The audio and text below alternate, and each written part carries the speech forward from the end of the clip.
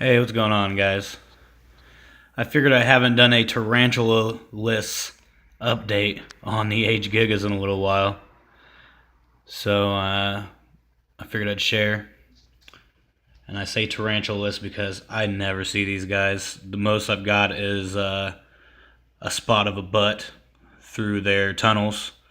And here recently, I haven't even got that. Only clue that I've got that they're alive is the food being eaten, and in this case, this one over here blocked off the front of its den within the past day or so. The back's still open, so I've still offered him a roach over here, which I'll move closer back towards there here shortly. I'm not sure if it's down there in pre-molt, which is why I still offered the roach, since it didn't close off the back end there. There's no telling. A lot of times I'll still offer my tarantulas food, even if I suspect they're in pre-molt, just as a precaution. But I pre-kill everything, and I leave it in there for up to 24 hours before I remove it. On very few occasions I actually know they're in pre-molt for sure, I will just stop. Like my versicolor, I knew he was in pre-molt. He wasn't taking food, and he had been eating really well. So I just left him alone. I'm still honing my skills here, This is the other one's den. And he had his little viewing window on the side, but I've never seen him there since the one time. I think he figured it out.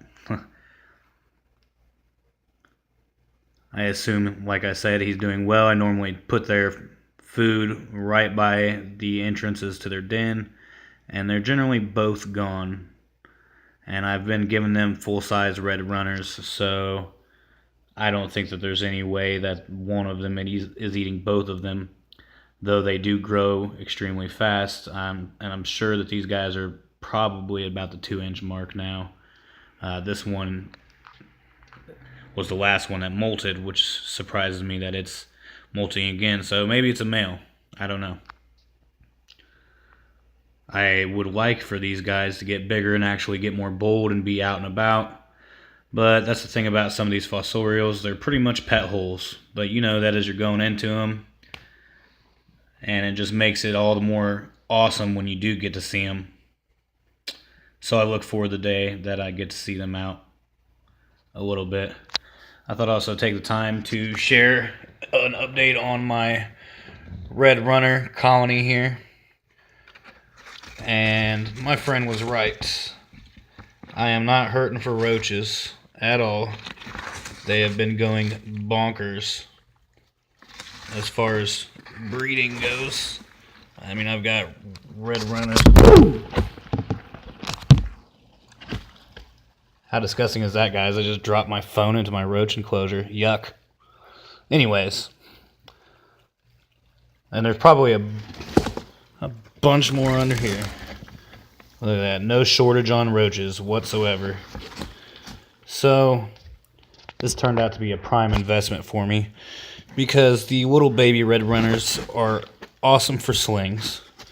I always squish their heads as a precaution, so that way they can't see and to get out and get around. And I also recently took the time to clean the enclosure, and what I did was I took out all the egg crates and I put them inside of a bucket, and I taped a piece of screen over the bucket and kind of sifted, so that way I get as much of the feces out as I could.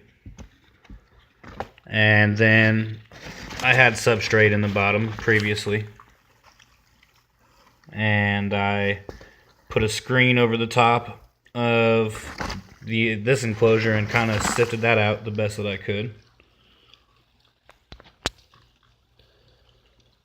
And then I put in new egg crates, and I redid the Vaseline. So tip to you guys who get red runners, or I guess hissers, you also need the Vaseline.